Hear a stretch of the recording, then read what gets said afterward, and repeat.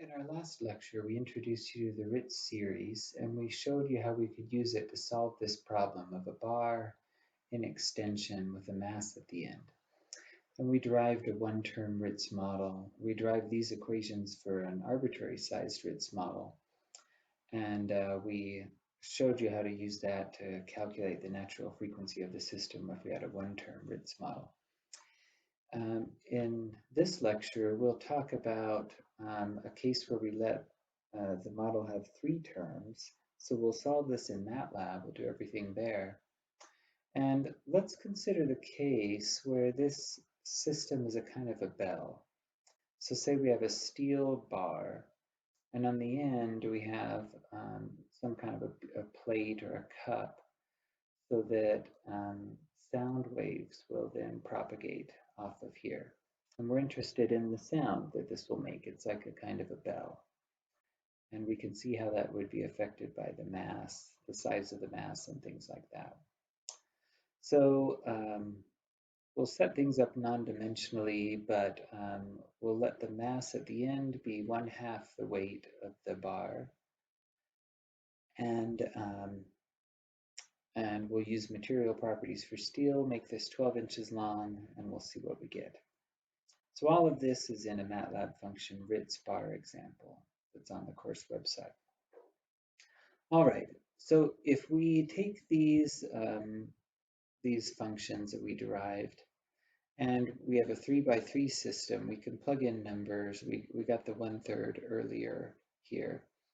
And if we had, for example, the 1, 2 term, we just have 1 plus 2, so that would become 4, and so on. And it's symmetric, so we can eventually populate the mass matrix. This term is for the mass at the end. And we could do the same thing here with the stiffness matrix. These are the terms we would get there. All right, so those are the numbers for the problem. Let's go into Matlab then and see how this is done. All right, so here's the script. We'll do this two different ways. First, what I'm going to do, though, is I'm going to define a matrix, and the book calls this psi vals. And it's just the basis functions evaluated at a bunch of points.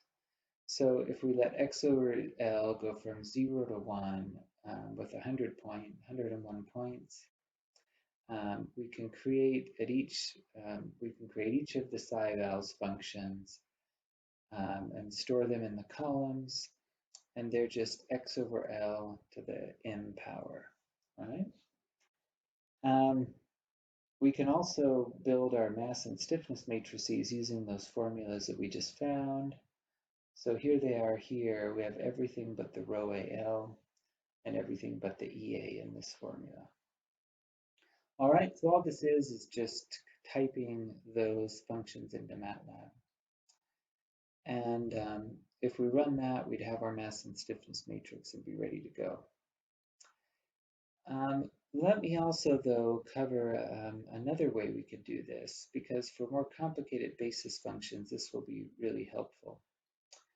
So we can do this using numerical integration. Rather than evaluating those integrals that we had to evaluate by hand, and it took us some time, we can just define the integrand and ask Matlab to integrate it for us. So to do that, we define the integrand. And if you remember from last time, that was just basis function 1 to the n power, basis function 2 to the n power. We used j and n before. But in Matlab, I'm not using j because j is the square root of -1. So anyway, that's our integrand for m, and then the integrand for the stiffness matrix. And then this function quad L in Matlab will integrate, and we have to pass it.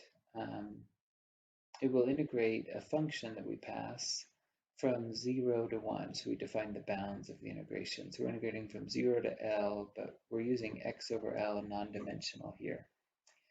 So we just go from 0 to 1. And notice when I pass in this function, I'm also passing in a value for m and n. So when this gets passed in, m and n are just numbers. And so it's only a function of x that it's integrating. So that's what this part does. It creates a new function, x, a new anonymous function that's only a function of x, that's simply this integrand about, with m and n given some integer values. All right. So if we do that, I call those m and I and k and I, and we do that and we get, we add in the 0.5 term for the mass on the end.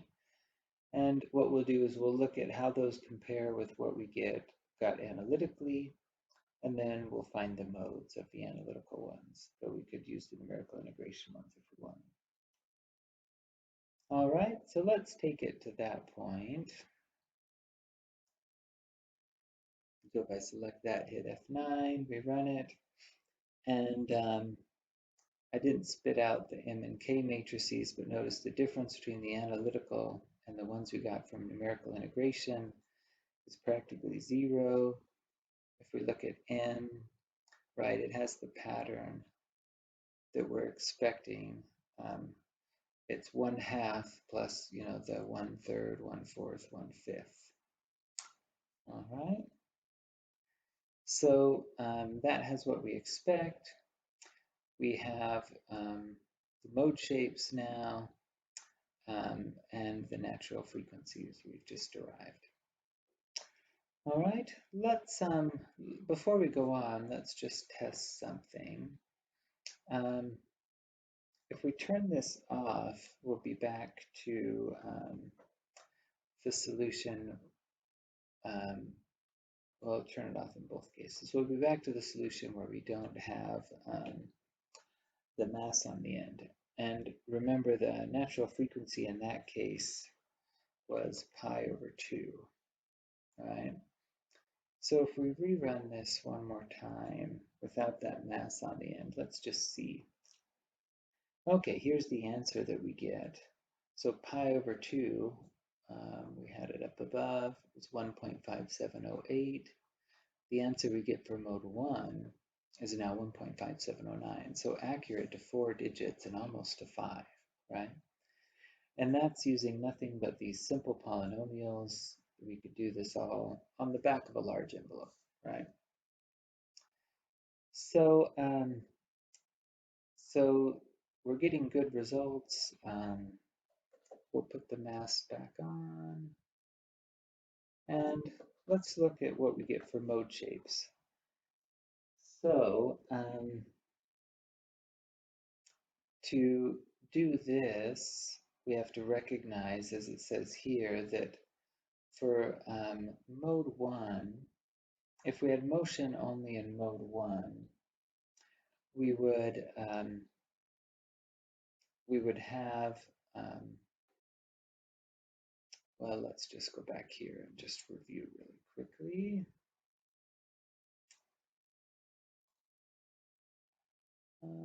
Let's see.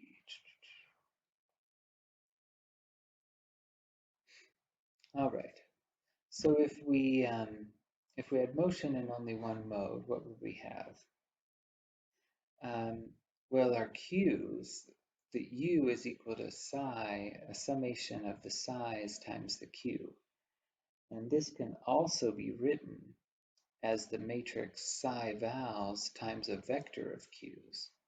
So this summation, we've seen that before, where we can write a summation as a product of a matrix and a vector. So the displacement would be psi vals times a vector of q's.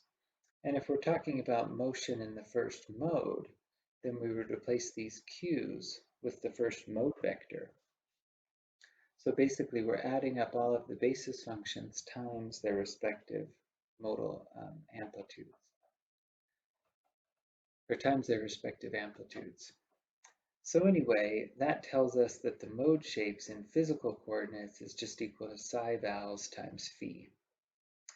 And So if we do all of that, we can then run this part. Actually, let's just run the whole thing. We can run it, and then we get a plot of the three mode shapes that we've identified, the first, second, and third mode shapes. And we said that the first one was analytically, oops, actually we've done this with the mass on the end. Let's just compare quickly to the analytical solution.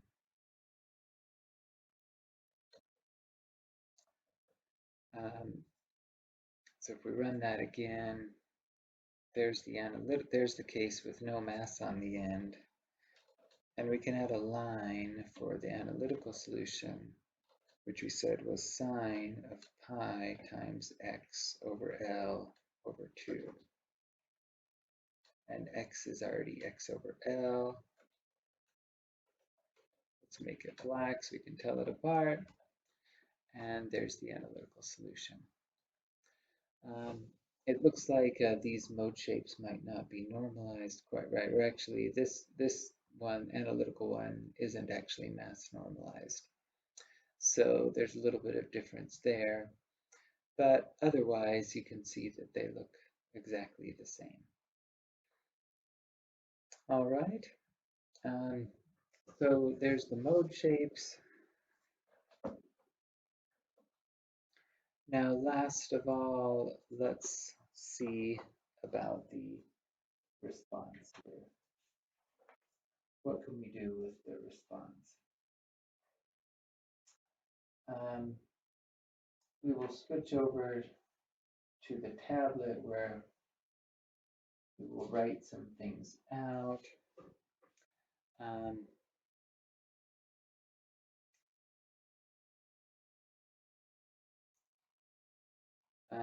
Well, actually, let's just take care of this here. So basically, if we go back to our problem here, we're interested in what would happen if we hit this on the end, right? So we apply a force to the end. We can make this into an initial value problem, because if we were to hit this on the end, say we hit it to the right, then what we would get is here we get u at x equals L and at time 0, right? That would be some non-zero value. And if we hit it only there, in any other point inside the beam, u would just be 0, right? So our initial conditions should be 0 everywhere, and we could have an infinite number of points that we would define that at, right? 0 everywhere and a value of, say, 1 at the free end. All right, but these are the physical initial conditions. And if we want to solve this in the modal domain, we have to go through a few transformations, right? This u is physical, so we could take that times our psi vals matrix, and then we would need to multiply that times the q's, right? And we've done a modal transformation, so we also have that q is equal to a mode shape matrix phi times the initial conditions, or times the modal coordinates eta. So what we're really trying to find are the etas. And so notice we have to go through two transformations. Given the u's, psi vals can give us the q values that we want. And then the q values, if we invert the mode matrix, that can give us the modal amplitudes that we're after. So that's what's implemented here in the code.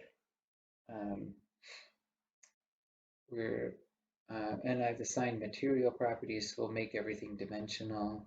A steel beam, that's 12 inches long. The areas cancel, so we don't even have to worry about that. And here's our initial condition in U coordinates. And because we only have 3 degrees of freedom, in this case, we can only assign initial conditions at 3 points. If we were given this to meet, right, we'd have to choose one of these points that we can't match exactly. So in this case, I chose the 1/3 point on the beam, so that point has 0 motion, so it's trivial. So I chose the 1/3 point and the 2/3 points. All right, so what I do here is I evaluate psi. This is kind of like psi vals, but this one just has the basis functions at 3 points, so those 3 points. Now I can invert that to get the q's, and then invert the second time using phi transpose m as the inverse of the mode matrix, and now I have the initial conditions in modal coordinates. All right, so let's go ahead and run this, and we'll see what happens. So if we run the second part here, we get a few things. So these are the initial conditions. So this tells us how much is each mode excited. These are the natural frequencies that the system has. And this is the initial velocity pattern, right? We said we want it to be 0 at 2 points and 1 on the end. And this is the closest we can do given the 3 polynomials that we have to approximate the system. So this is the initial condition we would be applying. And now this next part basically just solves the initial value problem. Given that I know the initial velocity and the initial displacements are all 0, we go and we plug in to the formula. It's just some amplitude, e to the lambda t, basically, is what we have here. And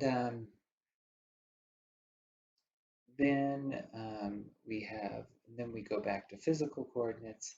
And now what we can do is we can actually play back the response that we get.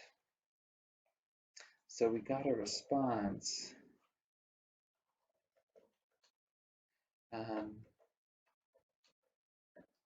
We got a response that looks something like this. Oh, and actually, this is the response at all 3 points. So it's just a freely decaying vibration signal, right? Multiple modes potentially mixing together. And now if we were to play back that sound, we can see what it would sound like when we strike the bell. So let's go ahead and do that. All right, you hear that? That's the sound that we would get when we strike the bell. And you can hear the tone of it and the pitch, and you hear some frequencies in there. If we wanted to actually know what those frequencies were, we could take the FFT, and we'd see that that sound comes from having 3 different frequencies. This lowest one is dominant by quite a bit, but then there are 2 others, and they're not quite evenly spaced, right? So that's, let's see, oops, we're still at the case. I'm going to rerun this.